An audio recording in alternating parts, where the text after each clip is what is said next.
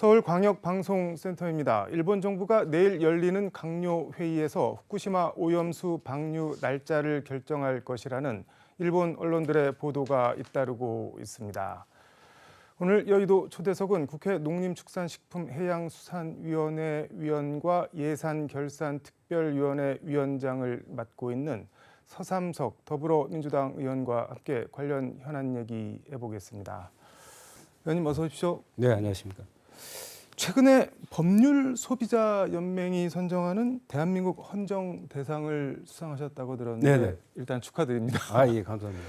한 법률소비자연맹 선정 대한민국 헌정 대상 이게 뭐 어떤 상인가요? 국회의원들에게 상을 주는 기관들이 더러는 많이 있습니다만 네. 제가 알기로는 상당히 권위가 있는. 권위가 있는 그런 그 시민단체가 주는 상으로 알고 있습니다. 네. 총 그 본회의 출석이랄지 상임위 출석, 법안 발의, 법안 통과 이런 그 12가지 항목을 분석해서 이런 결정을 했다라는 그런 얘기를 들었습니다. 뭐가 많네요. 예, 분석 대상이. 네. 기간은 2020년 5월 30일부터 금년 5월 29일까지 21대 국회 들어서 3년 동안 성적을 네. 평가한 결과라고 얘기를 들었습니다. 한마디로 뭐 3년 동안 국회의원 본연의 임무를 얼마나 성실하게 했냐 뭐 이런 거를 가지고 평가를 해서 준 상인 거네요. 더 잘하라는 그런 상으로 받아들였습니다. 지역구가 지금 전남, 영암, 무안, 신안이죠. 네. 전남 지역 국회의원 가운데 법안 가결 1위로 알고 있는데 몇 건이나 가결이 된 건가요? 본회의에서? 그렇게 많은 숫자는 아닌데요. 3년 네. 동안 약 한 85건 정도를 발의했습니다. 그중에서 원안이 10건, 또 다른 의원들이 발의한 법안을 이렇게 통합해서 심사한 네. 결과를 대안이라고 합니다. 그게 21건, 그래서 총 85건 가운데 서울 한 건이 본회의를 통과하게 됐습니다. 네. 굳이 뭐 이렇게 퍼센트로 말하면 네. 35% 정도 된 것 같습니다. 이게 35% 이러면은 크게 와닿진 않아도 31건이면은 뭐 비회기 기간 빼면은 거의 한 달에 한 번꼴로 발의한 법안이 본회의를 통과를 해서 시행이 되는 법안이 된 거잖아요. 네. 비결이 뭔가요? 그 한 달에 한 건씩? 저는 거기까지 계산 안 해봐서 네. 실감 나진 않습니다만은 방금 말씀하셨던 거와 마찬가지로 네. 국회의원은 지역을 이렇게 잘 챙기고 또 현안 문제가 있을 때 목소리도 내고 하는 것도 중요하지만 네. 가장 중요한 것은 저는 법을 발의하거나 뭐 이렇게 고치거나 폐기하는 것이 국회의원의 본연의 임무입니다. 네. 그 중에서 굳이 뭐 이렇게 발의 건수로는 제가 뭐 몇 번째 될지는 모르겠습니다만 네. 통과율만 놓고 계산해 본 결과 제가 전남에서 이렇게 뭐 1순위라고 그러는데 네. 뭐 그렇게 꼭 자랑할 만한 것은 아닙니다. 다른 의원들도 이렇게 대등소이합니다. 네. 그 중에서 제가 숫자상으로 좀 더 이렇게 나와서 네. 혼자 선정됐지 않냐 그런 생각을 갖고 있고요. 우선 네. 뭐 여러 가지 법안이 있겠지만 저는 그 현장에서 이렇게 주신 말씀, 제가 또 단체장 또 지방의원 시절에 느꼈던 네. 거, 농어촌 지역의 현재 또 앞으로의 어떤 그런 문제점들을 예측하는 그런 정도 연장선상에서 제가 만들었던 법들이 좀 많이 평가를 받았던 것 같습니다. 이게 뭐 말씀은 겸손하게 해주셨는데 법안 발의는 했는데 몇 년씩 상임위 문턱도 못 넘고 있다가 그냥 회기 종료로 폐기되는 법안이 수두룩한데 네.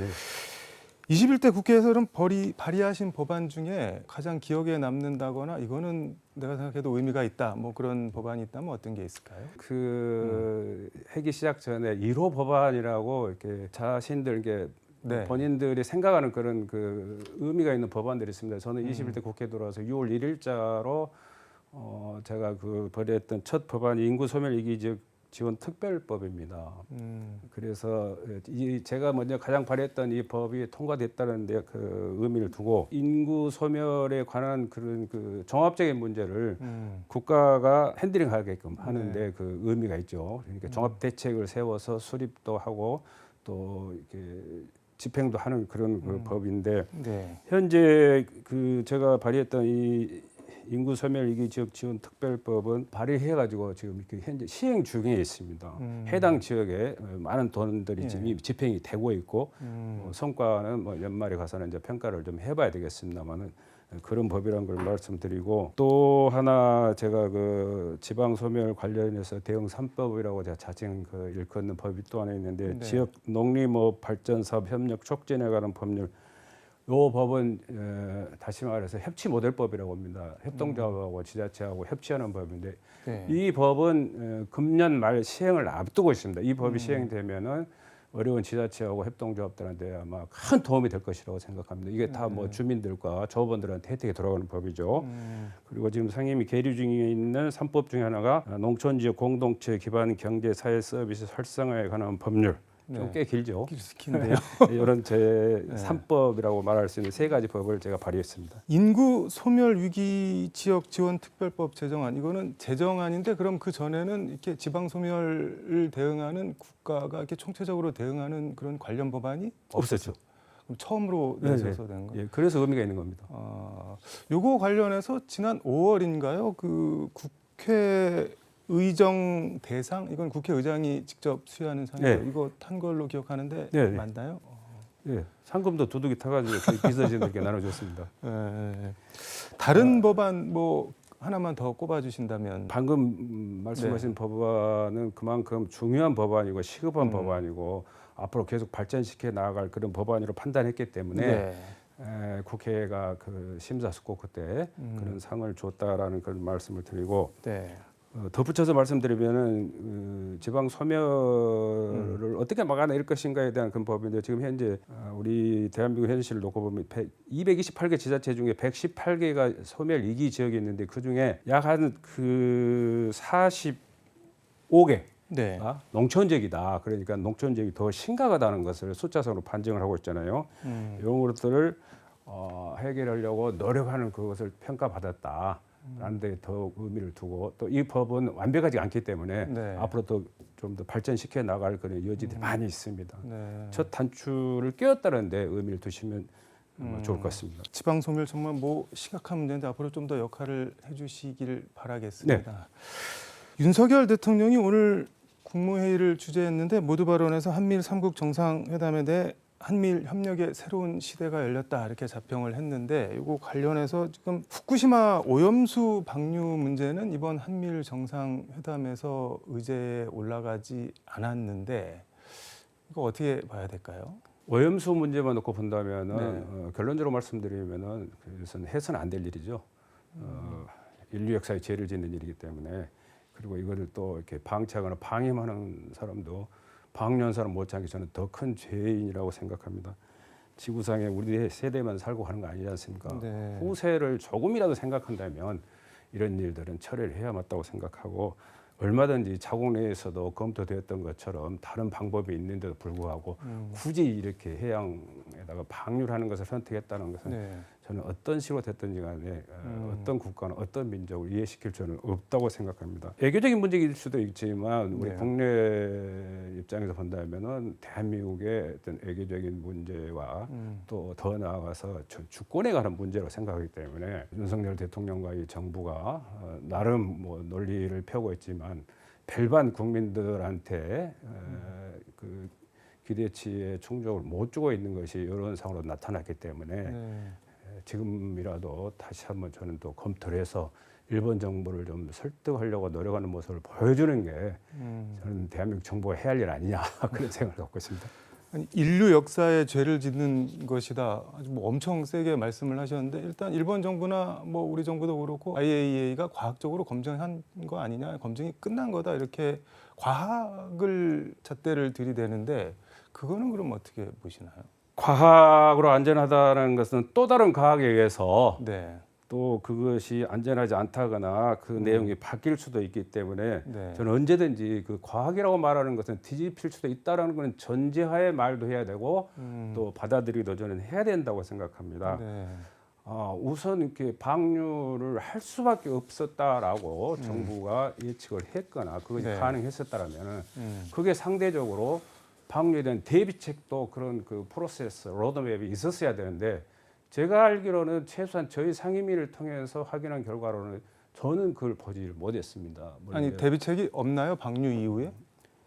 왜냐하면은 뭐 아직 그 어떠한 피해를 줄 것인가에 대한 그런 그 결과물에 도출되지 않았기 때문에 해당 부처 장관이 대책을 세우지 않았다. 더 자세히 말씀드리면은 내년도 예산에다 이걸 넣지 않았다라는 그런 답을 제가 받은 바 있습니다. 아니 뭐 만반의 준비를 다 했다고 하는 게 정부 입장 아니었나요? 글쎄요, 저는 다른 상임위에서 이루어졌던 것은 제가 확인할 수 없었기 때문에 저희 농해수위에서는 상임위에서 있었던 일들을 예를 들어서 말씀드린 겁니다. 지금 의원님 지역구가 전남 남해 바다가 들어가 있기도 하고 국회 농해수위 위원이시기도 한데 이게 만약에 이제 방류가 일본 언론들 보도를 보면은 뭐 이르면은 이달 안으로 한다 뭐 이렇게 그런 보도가 계속 나오고 있는데 지금이라도 뭐 대처를 할 수 있는 수단이나 방법 같은 게 있는 건가요? 그러면 뭐 국회에서든 정부에서든 어디서든 만에 하나 그 방류를 해서도 안 되지만 네. 방류를 할 수밖에 없었다고 생각한다면은 이거는 바다의 문제만이 아니고 또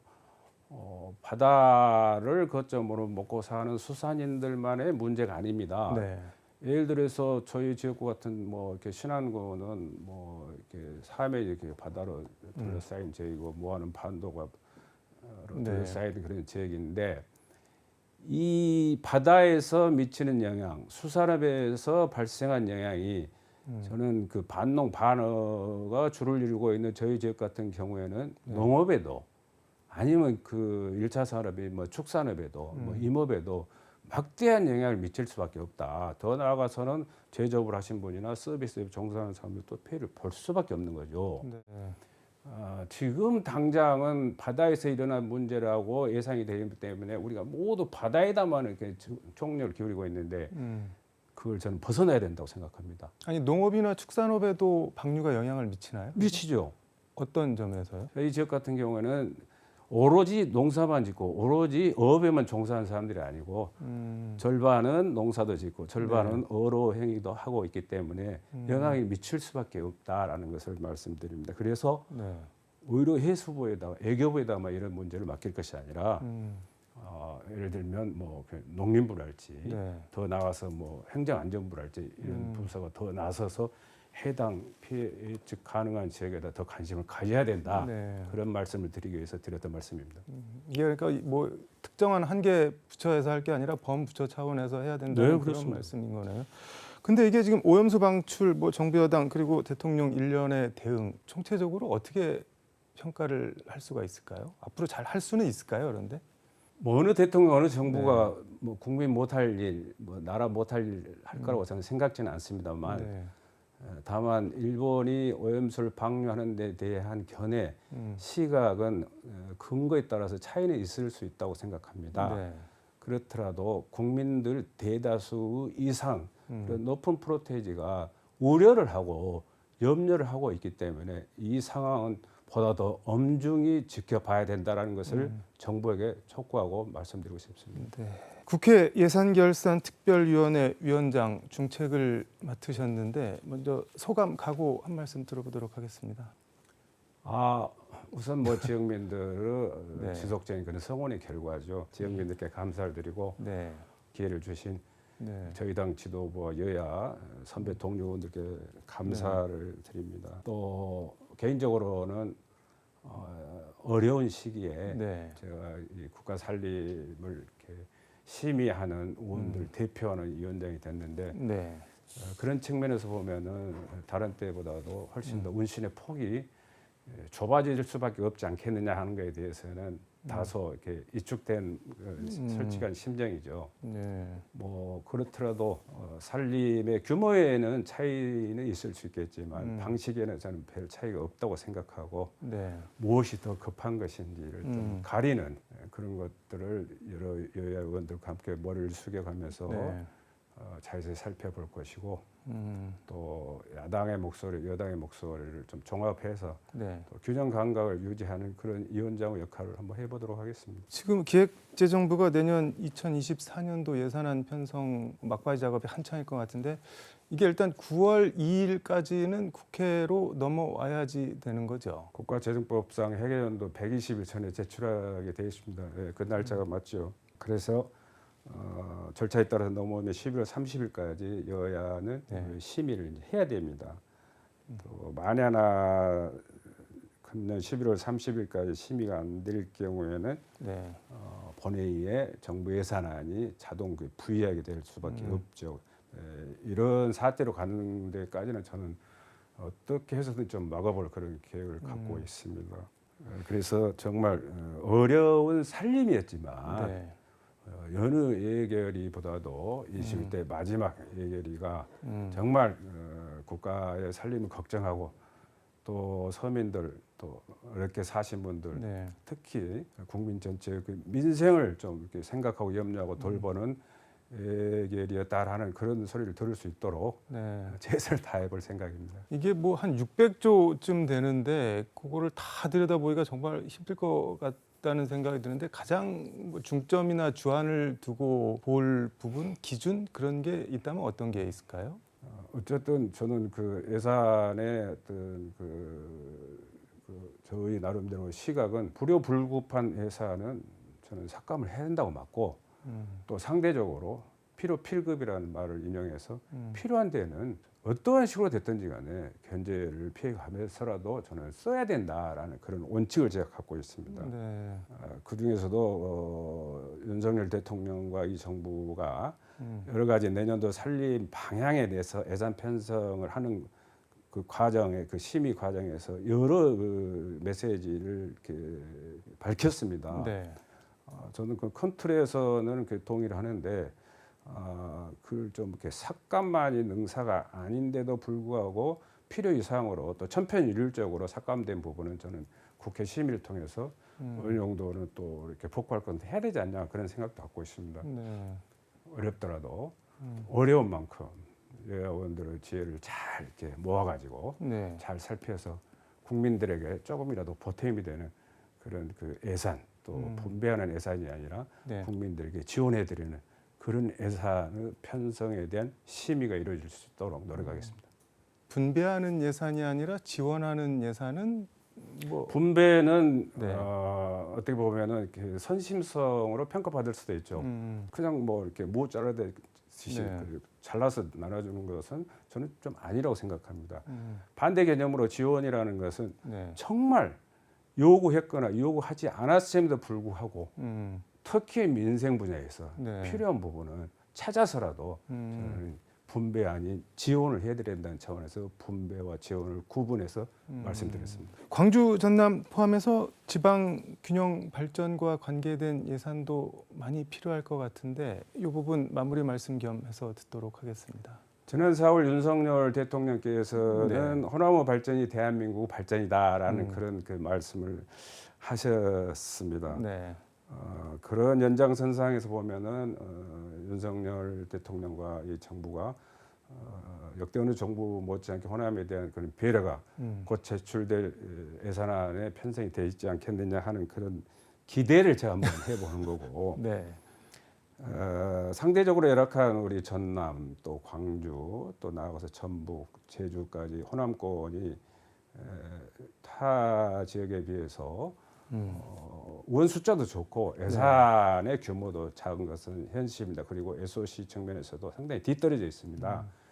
이런 것들을 이제는 예산이 국회에 넘으면 국회의 시간이기 때문에 50명 예결위 중에서 28명이 저희 당 예결위원이십니다. 절반이 좀 넘는 숫자를 가지고 있고 그리고 또 광주 전남 지역과 출신 의원이 11분이기 때문에 과히 그렇게 결코 적은 숫자는 아닙니다. 네.